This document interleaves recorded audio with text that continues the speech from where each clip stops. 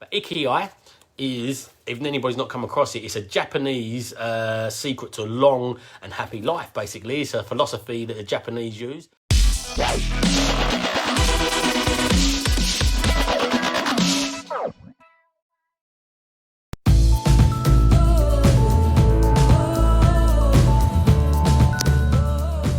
So every Tuesday I'm going to do Mindset Tuesday, Property Success Habits. I call them Property Success Habits, but ultimately these are habits that you want to be forming to be successful in anything, whether it's a relationship, whether it's career. And this week I'm going to be talking about reading. So Tim Ferriss, the 4-Hour Work Week, he's interviewed hundreds, if not thousands, of billionaires, sports stars, CEOs, successful people in all realms of life. And he said there's 3 things. Success leaves clues, so this is why I'm calling it property success habits. But as I said, these could be habits for anything. But success leaves clues. And he said there's 3 commonalities that turn up in near 97% of them. He said all of them had very similarities around loads of things, but they all done things like a lot of them done slight different things, but 3 of them turn up in 97% of them. And these 3 are some sort of mindful visualization sort of practice, planning practice, and reading. So reading, leaders are readers. Is quite a cheesy little quote, but it's very, very true. And this video has been a little bit inspired by one of my mentees, Ben, who's on my coaching program at the moment. He put a post in what his reading material is going to be, and I've jumped in with that. And it's a little bit inspired by Tanya, who's thinking of coming on the coaching program. Yesterday I had a chat with her and talking about your why. So the book I've been rereading, I've read this before. Some books you want to actually, you just want to read and skim read or speed read. I've done a speed reading course, not that I'm great and fast at it, but I got myself faster. Some books you want to just touch on and like just go over really quickly. Same with audio books, I listen to them on ×3 speed sometimes. Some of them you want to devour and deep dive in. And this Ikigai, I've read it before, and as you can see from the side, when I read a book, I put little markers on them. They're books that I'm going to deep dive. It means I'm going to come back to them. So what I do is I've not got one hanging around, unfortunately, but I've got a bookmark which is got these little sticky things on it. Well, I use it as a bookmark. I put a picture of it in the bottom at the end, but I've got a little bookmark that I put these little stickers on, so it's always there every time. So you can put a little marker in it. Instead of making notes as you go along, I put the markers in the book, and once I get to the end, I go back over the book again on these marked points, and then I'll write my notes down from them marked points, but also I'm rereading back over it again, so I'm reinforcing it by reading it again and making the notes at the end, because I tried note taking as I was reading before, and it just took me like probably 2 months to read a book, which would have took me maybe 2 weeks. So I found this a great little hack. But Ikigai is, if anybody's not come across it, it's a Japanese secret to a long and happy life, basically. It's a philosophy that the Japanese use. And in the back of it here, this is back to front, unfortunately, guys, but you'll get the drift of it. On the back of it is your Ikigai is something that what you love to do, what the world needs, what you can get paid for, and what you're good at. So if you can find something like that, which is out there without a shadow of a doubt, some people just say follow your passion. And it's you want to be passionate, especially if you're going into business. You want to be passionate about what you do, because ultimately business throws challenges in, and if you're not passionate about it, you could easily throw the towel in. So you've got to find something you're passionate about, but you can't make money from every single thing you're passionate about. Some people might be passionate about sitting down watching Netflix, or getting high, or going out drinking. And yeah, I don't think you can majorly make money from them. Yeah, you've got Gogglebox, I guess. You've got some socialites that get followed around going out partying, I guess. But in general, yeah, like not every passion. Like if your passion is knitting, again, you may be able to monetize that in some form. But you want to find something that you can get paid for, and the world needs. Does the world need to see you actually getting high, even if you could make a reality show out of it and get paid for it? You know, so find something that's purposeful. Let's say you find fulfillment. This is an absolutely fantastic book. The philosophy is great. There's loads of little YouTube 6-minute, like 5-minute, 10-minute little videos on this subject. But I've studied these, and in this book he studies the blue zones around the world. So the blue zones are centurions, and Japan, I can't remember the exact area of Japan, but it's got a high rate of people who live over 100. And there's commonalities again in all these people. There's nothing exactly the same, but there's commonalities in all these people. So one is their sense of purpose. So when you look on this, as you get into this into the center rings, you've got passion, mission, profession, vocation, and then right in the middle, crossing over there, is your Ikigai. So have it. If you get these, you'll get some sort of sense of purpose. So again, I'll go over them: what you love, what the world needs, what you can be paid for, and what you're good at. So if you find that in, like, it's quite a simple formula. Each time you come across a new sort of idea or a new business or a new career, ask yourself them questions. Will I love this? Will I enjoy doing this? Can I see myself doing this in 10, 15 years time? Again, what the world needs. Is this a service that's going to service people, or is this just a service to service my own monetary needs, because believe it or not, even if you think you do, most people will not get a sense of fulfillment unless it's giving back some sort of service, even if you're earning lots of money. That's why a lot of people don't get fulfilled when they win a lottery. They've got lots of money and they're just still empty. If you're earning money and giving us something the world needs, that's when you'll get much more fulfillment for it. Obviously, the big question is, would you get paid for it? Like, if you're not going to get paid for it, it's just a hobby. And hobbies are fine, but obviously you need to make a career as well. And if you can make your life something that you're going to get paid for, that you love, what the world needs. And then, as I said, the last one, what you're good at. Because you can get paid for stuff you ain't fantastic at.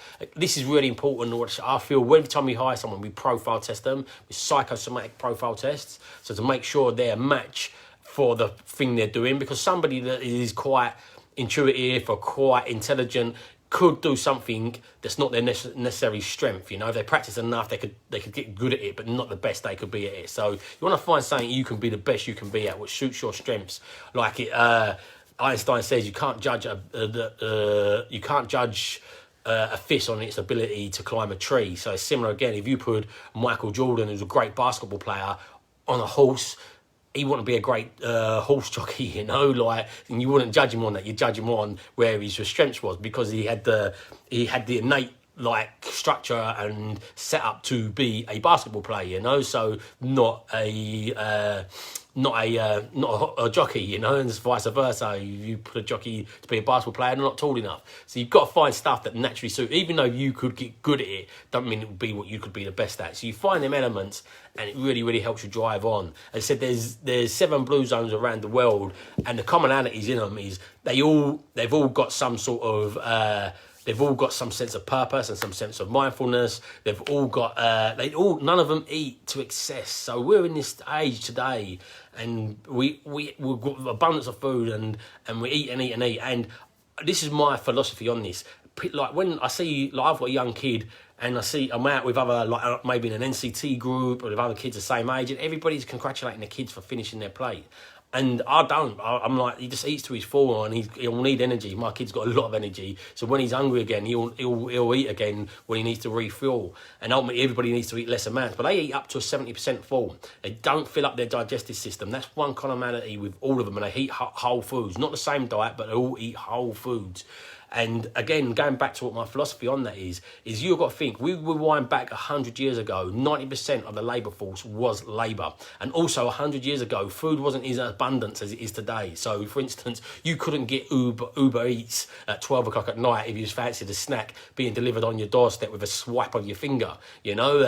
Food wasn't just abundant. Money wasn't as abundant. My nan in them times grew up in East London, and people still dying of malnutrition in them times in East London, one of the richest cities, if not the richest city in the world, So ultimately, back then, there was rations, the food wasn't as abundant, and all the labour was manual. So 90% of the labour was manual. So ultimately, you needed the calories. So you need to eat a lot if you're doing a lot. If you're training really, really hard, you need to eat more calories. It just makes sense. You need more fuel. But ultimately, if you're not, you don't need to. So 90% of the jobs today are sitting down, either driving jobs or jobs in the office. So we don't need to be eating as much. We don't need to be fueling ourselves. Also, we've got an abundance of food coming in. So it wasn't like when my nan would have been saying to my mum, finish your food, it's because she don't know, they don't have enough money to buy loads more food. It's not abundant in the cupboard. There wasn't fridge freezers back then as well, potentially, and so food would go off quicker. So you had to make sure you finished your food, also because you had to go and do manual labour the next day. Where today, you're sitting on your bum, there's abundance of food, And it's having a reverse effect. But I feel everybody still says this because my nan said it to my mum, because that's what the generation she was in, and her mum said it to her, but they needed to say it to them then because of the working for the way you worked and the amount of food available. My nan said it to my mum, probably still borderline then. My mum said it to me as a kid. Again, we didn't have abundance of food, but a lot more if you went back just a few generations. And now my son, we definitely don't need to be saying it to them, like finish your food, well done, and encourage them and rewarding them for finishing their plates, because there's an abundance of food. I say to people, the approach you took with food 20 years ago when I was a kid, I said to my mum when I was a kid, or when 100 years ago, is totally different to what we need to take today, because there's a few factors in there, which one is advertisements of food, the availability and the ease of food that we've got, is just beyond comprehension at the moment. It's just you go to some of these shops and they're actually like, when I was a kid, used to watch Willy Wonka and a Chocolate Factory, and ultimately that was like a dream place. You can find places like this now with just abundance of food and advertisement of it all the time. And matched with these things, the world is getting obese now. It's one of the biggest killers of the world is our diets, you know. So this is one of the commonality factors in this book is actually the way you eat, only eating 7%, eat whole foods, have mindful practices, like moderate exercise, not extreme exercise. Really, really good philosophy. But if you stick, next time you're trying to find what your why is. So Tanya, I was talking about yesterday, she's thinking about jumping on the coaching program. She was trying to do some really good hard negotiating, which I fully admire. Really action taker as well. She was jumped on, and I said to her, go and check out these people. She jumped on, already checking them out, so it looks promising for her. I think she's going to do well. But she was talking about a why, and then Ben, who is one of my mentees on my coaching program, shared his books, and I shared this one in there. So give me that inspiration, and I'll just repeat them again because it's really powerful. So next time you go into something, because I say to people, find your property why. So make sure you align this to it. So your property why should be, your property Ikigai why, I just thought of that, should be, can you get paid for it? There's no point doing a strategy if you don't get paid for it. Is there a need for it? Like, ultimately, yeah, do you, like, there's no point in doing service accommodation for holiday lets if you're in the middle of a rural village that nobody goes on holiday to, you know, like, or no point in doing student lets if you're in, if you're in a location that's got no students, you know, no HMOs. What you love, and this is an important one for finding your property why for me. Make sure you do something you're going to enjoy. Of course, it's going to be little teething bits and bits you don't enjoy. People enjoy keeping fit, but they might not enjoy doing loads of like sit-ups or whatnot, but make sure you've got an overall love for it. There will be parts, you can't find anything that's 100% you'll love it. There will always be elements of bits you don't enjoy to get the bits you do enjoy, but ultimately them bits you don't enjoy, once you do them, you really get a sense of achievement from it. But make sure it's something you're going to really enjoy. Don't just chase rent to rent because it seems like it's a high turnover. You're not really going to enjoy managing tenants that have got sweaty socks on radiators and moan about each other and high turnovers. And make sure you can be good at it. So if you put these to your property why, next time you're going into a strategy, ask yourself them 4 leading questions to align that to what you're doing and what you're about to go into it. And ask yourself, the 5th question is, can I see myself doing this in 10 years' time? Can I see myself still enjoying this in 10 years' time? It's okay to have a stopgap, as long as you've put that in your, like if you want to do a rent to rent and you didn't massively enjoy it and you want to give up your work and you use that rent to rent to get enough cash flow to give up your job, which I think is a great strategy, as long as you've got an end game out of it and you've got a vision to say, look, okay, I'm using that to get to here. Once I'm to there, my next plan is to get to here. So you've got your planning, you've got your long-term goals planned in, you plan it into your year, into your 90-day planning, your 191-1, as I've been training with my mentees on my coaching program. So you plan your strategy into it. So you say, this is a stepping stone to be here, you know, and you've got your steps out of that. So that's okay to do something you don't love in a short term, but as long as you're aware of that and don't get trapped into it and just sucked into it because of the potential money, and you've got your plan to step yourself out of that, that is fine, because it's just moving towards your plan. Your plan